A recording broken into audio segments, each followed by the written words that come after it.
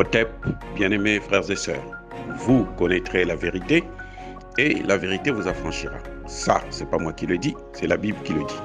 Mais moi, je vous dis mieux. Vous connaîtrez la vérité historique, notamment celle de vos ancêtres kémites, et vous aurez une vision globale de ce que c'est que la vraie souveraineté politique. J'ajoute, vous reviendrez à la spiritualité africaine ancestrale et vous comprendrez les enjeux de l'indépendance économique. Et pour terminer, vous accepterez votre identité culturelle kémite et vous obtiendrez deux choses. La première, c'est la paix. La seconde, c'est le développement, à une condition. L'unité de toute l'Afrique noire, l'unité de tous les Noirs du monde entier.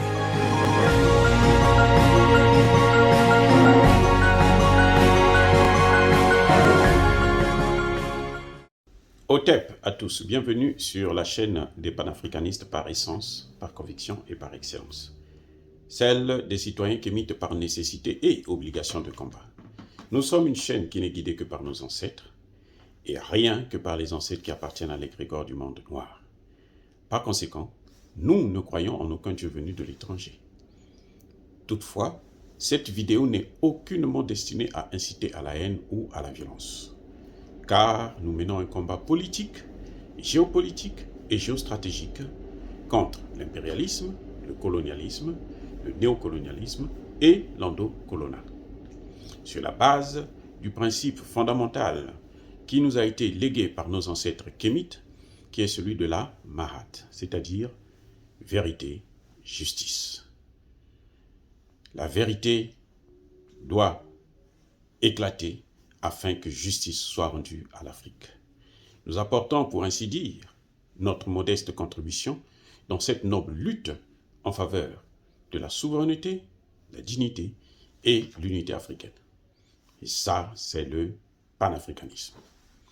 Oh, bien-aimés frères et sœurs, nous allons revenir sur un fait qui n'a pas fait trop de bruit, qui est passé un peu inaperçu, certainement à cause des questions plus importantes qui sont celles de la souveraineté du Mali, le Mali qui s'impose face à la France et l'Union européenne, à l'Occident, la Centrafrique avec tous ses coups d'État manqués contre Touadéra et au final la guerre en Ukraine. C'est une affaire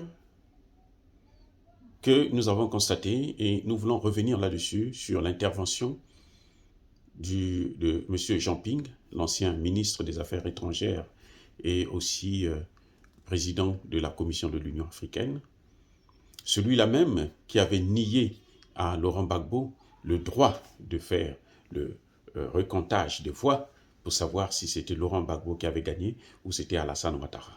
Celui-là qui avait viré Laurent Gbagbo, qui a humilié parce qu'il était soutenu par la France, parce qu'il était soutenu par les Occidentaux, parce qu'il avait pris l'argent des Occidentaux pour jouer le jeu qu'il avait à faire, puisque les Occidentaux ne voulaient pas voir Laurent Gbagbo, et il a joué ce même jeu. Et celui-là qui va payer le même prix, parce qu'il va gagner l'élection au Gabon, et il sera privé du fauteuil présidentiel. Monsieur Jean Ping a parlé. Jean Ping, le Chinois qui est venu en Afrique, qui a vendu aux Chinois des dizaines de milliers d'hectares de terre. Et il a placé son fils dans une position très lucrative dans cette compagnie à laquelle certainement il doit tirer aussi son épingle du jeu, prendre sa petite part. C'est lui qui veut nous parler de la démocratie, qui veut nous parler de la gestion d'un État, alors qu'il a été la catastrophe. Un président de la Commission de l'Union africaine qui a plongé la Côte d'Ivoire, qui a, comment dirais-je, dans la guerre civile, qui a poussé les Occidentaux, qui a facilité les Occidentaux à intervenir et tuer des Ivoiriens innocents, des civils, des par milliers, et qui est sans remords. Et nous remarquons aussi que à Mondovision, France 24 est en train d'inciter à la haine, inciter au coup d'État. Il est en train de ou elle est en train de pousser, comment dirais-je, Jean Ping à mobiliser les Gabonais. Dieu merci que personne ne l'écoute. Il a prêché dans le désert. Nous allons écouter un extrait de ce qu'il a dit et on va voir comment France 24 ou RFI travaillent, comment ils fonctionnent, comment ils détruisent nos pays avec, malheureusement, ces endocollants, ces leaders peu charismatiques ou pas du tout, qui ont été fabriqués, formatés par la France pour venir brader nos pays et nos intérêts, sans oublier nos populations, pour les mettre en esclavage, pour les pousser vers la recolonisation, d'accepter cette recolonisation de fait. Or, bien-aimés frères et sœurs, je vous souhaite bonne écoute. Bonjour et bienvenue dans l'entretien sur France 24. Notre invité aujourd'hui est Jean Ping. Il est ancien ministre des Affaires étrangères du Gabon. Il a aussi été président de la Commission de l'Union africaine. Il a été candidat à l'élection présidentielle de 2016, un scrutin contesté, émaillé de violence, qu'il affirme encore aujourd'hui avoir gagné contre Ali Bongo. Après des années, il a décidé de briser le silence sur les réseaux sociaux et aujourd'hui sur France 24 depuis Libreville, la capitale gabonaise. Merci à vous d'être avec nous, Monsieur Ping. C'est moi qui vous remercie. Alors, dans un discours en date du 19 février, vous appelez, je cite, les institutions à déclarer la vacance du pouvoir en raison de la santé d'Ali Bongo. On rappelle à nos téléspectateurs qu'Ali Bongo a été victime d'un accident vasculaire cérébral, un AVC, le 24 octobre 2018. Pourquoi est-ce que vous appelez maintenant à la vacance du pouvoir? Écoutez, j'appelle à la vacance du pouvoir parce que le pouvoir est vacant. Vous savez, Ali Bongo a usurpé les élections. Il a utilisé la violence pour s'imposer et maintenant, il n'est plus visible.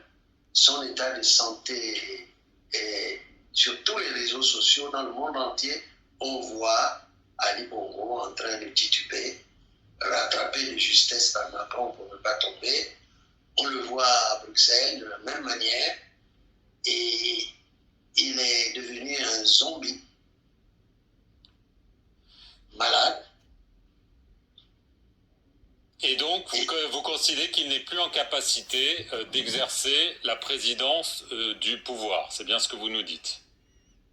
Bien sûr, c'est visible, ça saute aux yeux devant tous les téléspectateurs du monde entier. Vous-même, vous l'avez vu au perron de l'Élysée. Vous-même, vous l'avez vu ailleurs, à Bruxelles et ailleurs. Il a usurpé un pouvoir qu'il ne peut même pas exercer. Alors, quand vous dites que vous demandez aux institutions de déclarer la vacance du pouvoir, à qui précisément faites-vous appel? Et en d'autres mots, qu'est-ce que vous espérez qui va se passer suite à votre appel? Suivez bien.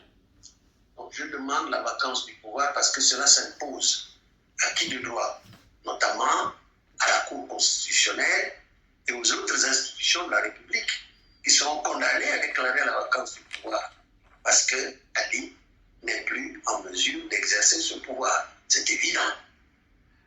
Alors, l'AVC remonte à il y a plus de 3 ans. Pourquoi est-ce qu'aujourd'hui vous voulez déclarer la vacance du pouvoir? Pourquoi est-ce que tout d'un coup, maintenant, est-ce que ce n'est pas, pour le dire autrement, une façon d'appeler à un soulèvement peut-être populaire contre Ali Bongo? Le mot est sorti. Donc, j'ai toujours évité la guerre civile, comme vous le savez. J'ai toujours proclamé la nécessité d'une transition pacifique afin d'éviter la violence et la guerre civile. Mais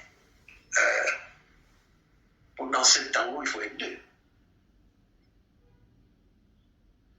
Et donc, si vous n'êtes plus deux, qu'est-ce que vous demandez aux Gabonais? Est-ce que vous leur demandez de descendre dans la rue, de manifester pacifiquement ou moins pacifiquement? Concrètement, qu'est-ce que vous leur dites aujourd'hui? Écoutez, nous disons simplement que la vacance du pouvoir s'impose et que d'une manière ou d'une autre, même si les Gabonais sont des gens très pacifiques, même si les Gabonais sont des gens qui ont toujours évité les violences, il y a un temps pour tout. Il viendra le temps où ce sera insupportable. Je pense que ce temps est pratiquement à nos portes.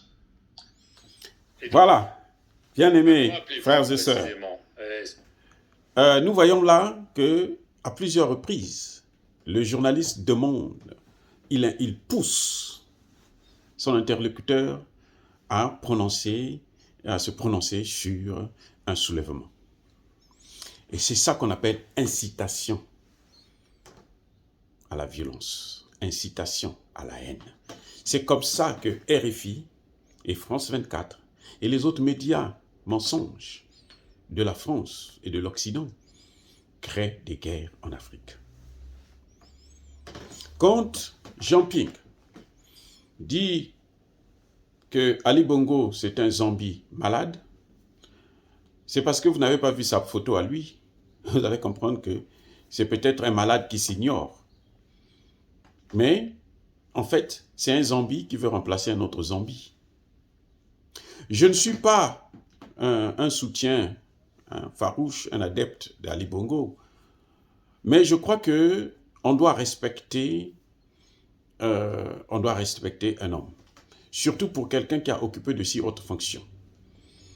Jean Ping ne peut pas nous dire que lui, c'est un démocrate, parce que lui, il a été ministre des Affaires étrangères du père d'Ali Bongo, donc Omar Bongo, le président gabonais, qui est resté là plus de 30 ans, 42 ans, je pense, au pouvoir. Et lui, là, il est resté pratiquement tout le temps ministre des Affaires étrangères. Il a quitté le poste de ministre des Affaires étrangères pour aller à l'Union africaine. Donc, ce que Omar Bongo a fait, c'était lui qui était le porte-parole de la dictature d'Omar Bongo. Donc, il n'est pas un démocrate du tout. Et là, on voit comment le journaliste lui demande de sortir le mot « guerre civile ».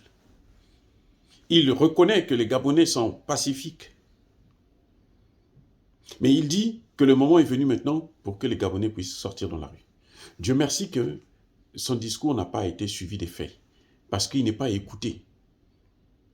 Il est oublié d'ailleurs. Il est aux abois, il est en perte de vitesse. C'est pour ça que les Français veulent le ressusciter. En fait, les Français ne veulent plus d'Ali Bongo. Ce qui se passe exactement, c'est que dernièrement, quand Ali Bongo a failli tomber au perron de l'Élysée, l'histoire qu'il est en train de raconter, Emmanuel Macron a demandé à Ali Bongo de libérer le plancher, de quitter le pouvoir, de céder le pouvoir à quelqu'un d'autre. Et Ali Bongo propose son propre fils. Ce qui n'est pas normal, bien entendu, hein. Ça c'est entre nous. Mais ça c'est une affaire africaine, gabonais, gabonaise. C'est entre les Gabonais, c'est entre nous les Africains. Ça ne regarde aucun occidental. Ça ne concerne aucun Français, aucun. D'ailleurs, les Français doivent quitter avec leur base, ils doivent partir du Gabon. Donc, voyons que Ali Bongo dit à Emmanuel Macron que si vous ne voulez pas que moi je me présente, alors je positionne mon fils. D'ailleurs, c'est pour ça qu'on le bombarde des gros postes de conseiller, de ceci, de cela. C'est pour le préparer à accéder, à remplacer son père. Et donc, il demande carrément à Jean Ping de s'organiser pour faire un coup d'État. On va voir la suite. Ces nouveaux usurpateurs, M. Ping. Eh bien, écoutez, Ali Bongo est entouré de terroristes. De terroristes? Terroristes, oui, de terroristes. Il est entouré de terroristes. Il est entouré de gens qui, chacun le plus malin, cherche à prendre le pouvoir. Et tous ces gens gesticulent. Et ils vont entraîner forcément une réaction. Forcément. Qui visez-vous, M. Ping? Quand vous dites il y a des gens qui sont des terroristes, vous avez quelques noms en tête, on imagine. Vous ne dites pas ça comme ça à la légère, ce n'est pas tout à fait votre style. Non. Il y a des terroristes au Gabon. Ces terroristes, non seulement, pour vous donner un exemple concret, sont venus bombarder mon siège, comme vous le savez. Ils sont venus bombarder le quartier général de celui qui a gagné les élections. Bombarder nuitamment. Ils ont tué une dizaine de personnes. Et puis ils sont allés dans les PK, c'est-à-dire dans la grande banlieue parisienne, où ils ont massacré, avec quelques mercenaires, 250 Gabons. Vous comprenez que c'est évident. Et il y a donc, parmi ceux qui l'entourent, parmi les va-t-en-guerre, des gens qui pensent qu'il faut brûler le Gabon, il faut mettre le Gabon à feu et à sang. Si ils doivent perdre, il faut que tout le monde perde. La politique de la terre brûlée. Monsieur Ping, vous parlez quand même de choses très graves. Vous parlez de terrorisme, mais vous ne voulez pas les nommer. Qui sont-ils? Non. Monsieur Pellerman, je viens de vous dire qu'au Gabon, il y a des gens qui sont venus au siège du vainqueur des élections, à mon siège, au quartier général, bombarder notamment mon siège, envahir et massacrer une dizaine de Gabonais. Ces gens sont manipulés par Ali. Et ils sont là. Alors, est-ce que c'est clair? Écoutez, oui, mais vous ne voulez pas dire qui précisément, mais c'est pas grave. La présidence a réagi à ce discours en disant qu'en fait c'est le discours d'un leader en perte de vitesse. C'est vrai que depuis 2016, pas mal de soutiens vous ont quitté. Est-ce que, en effet, vous ne voulez pas vous rappeler au bon souvenir des gens parce qu'on est en train de vous oublier et finalement que votre avenir est peut-être en jeu? Bon, je ne le pense pas du tout. Je suis en train de fixer la ligne à suivre, de tracer la ligne à suivre. Et mes partisans sont là. Je les vois tous les jours. Et il suffit de claquer du doigt pour qu'ils avancent dans une direction ou dans une autre. Simplement, je vous ai dit, je ne souhaite pas que le Gabon entre en guerre civile. Je ne le souhaite pas. Donc, je fais tout pour que la passation de pouvoir se fasse d'une manière, comment dirais-je, pacifique. Mais ce que vous dites quand même, pour qu'on comprenne, la prochaine élection est fixée l'an prochain, en 2023. Là, en voulant que la vacance du pouvoir soit déclarée, vous affirmez qu'il ne faut pas attendre la prochaine élection pour qu'il y ait une transition pacifique du pouvoir. C'est bien ça? Oui, parce que il n'y aura pas d'élection avant. Voilà, là il a bien dit. De toute façon. Voilà. Avant 2023. D'une manière ou d'une autre. Donc ça veut dire, je reprends quand même parce que c'est important pour les gens qui nous écoutent, surtout au Gabon, que vous pensez que Ali Bongo sera chassé du pouvoir avant la prochaine élection fixée en 2023. C'est tout à fait ça. Il doit dégager. Ali Bongo ne peut plus s'occuper de sa santé personnelle, comme vous le voyez tous. Il ne peut plus s'occuper de sa santé personnelle. Oui. Mais vous n'attendez quand même pas à ce qu'il vous obéisse. Enfin, s'il ne le fait pas, est-ce que vous êtes prêt à attendre finalement 2023 ou vous dites non, je ne vais pas attendre? Monsieur Pellerman, nous le dégagerons d'une manière ou d'une autre.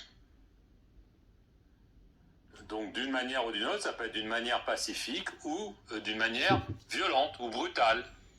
C'est la seule conclusion qu'on peut tirer, non, Monsieur Ping? Oui, je crois. Donc vous êtes prêt à chasser Ali Bongo du pouvoir, y compris par les armes? Écoutez. Voilà, bien-aimés frères et sœurs, le mot est sorti. On voit très bien que le journaliste pousse Jean Ping à aller, à prononcer, à sortir le mot. Parce que Jean Ping va avoir les armes où? Mais les armes viendront de la base militaire française qui est au Gabon. Ce sont les Français qui vont l'aider à faire le coup d'État. Mais il faut que lui, il assume ce coup d'État. savez que c'est comme le coup d'État au Tchad. Les Français font le coup d'État, ils tuent Idriss Déby et ils imposent l'enfant. Ils disent au fils d'assumer la responsabilité. Comme si c'était lui qui avait tué carrément son père. Encore là, en l'occurrence, nous savons que ce n'est pas lui qui a tué le père, mais il assume la responsabilité. On n'a jamais eu une enquête, on ne sait pas. Ils n'ont jamais dit exactement, mais nous savons tous, et on n'a pas hésité de vous le dire, que c'est l'œuvre des mercenaires français. Monsieur Jean Ping se moque d'Ali Bongo qui est malade. Mais Ali Bongo, c'est une maladie naturelle. Bon, il a peut-être été empoisonné ou bien on connaît un peu comment ça peut se passer en Afrique, mais en tout cas, scientifiquement, c'est une maladie naturelle. Mais lui-même, il est aussi mourant. C'est une loque, c'est une légume. Les Français sont à la recherche de quelqu'un qu'ils peuvent utiliser pour dégager Ali Bongo. Voilà le vrai problème.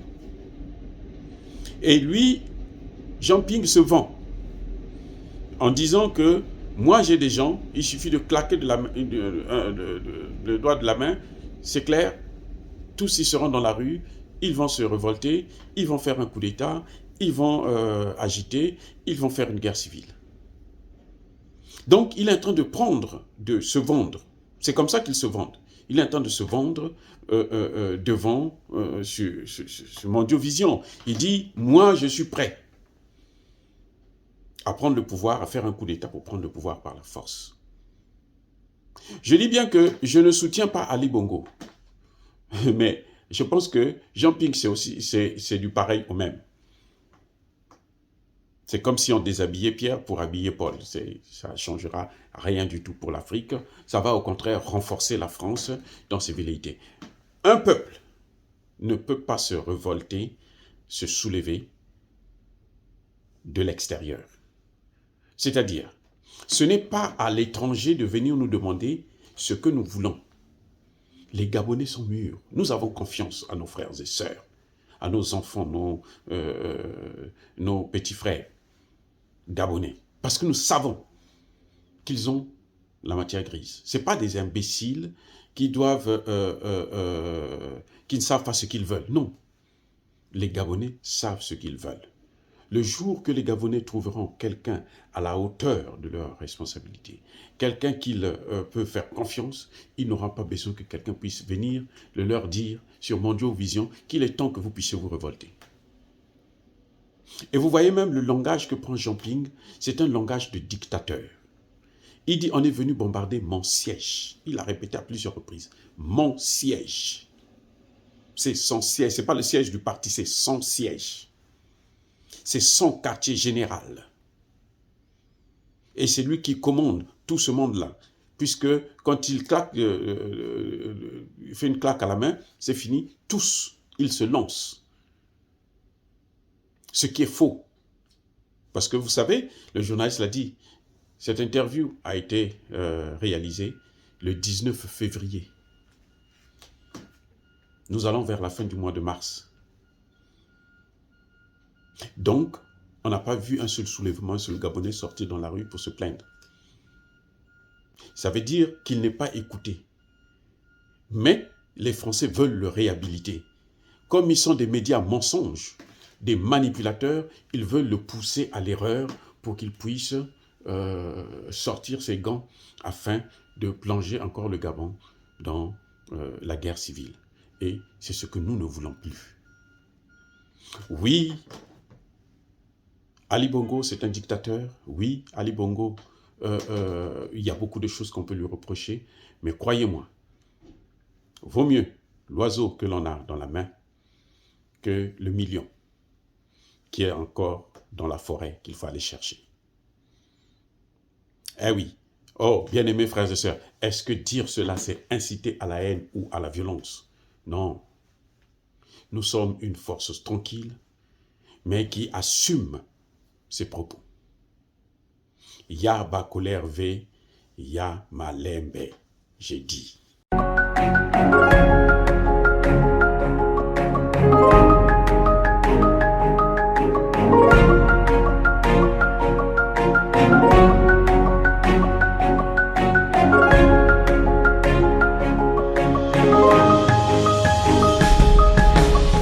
eux, ils marchent par la foi et non par la vue. Mais moi, je vous conseille vivement de marcher par la connaissance scientifique et historique, notamment celle de nos ancêtres kémites, par les 5 sens et par l'intelligence. Hotep, vive l'Afrique éternelle et que Dieu vous bénisse. Abou Apia.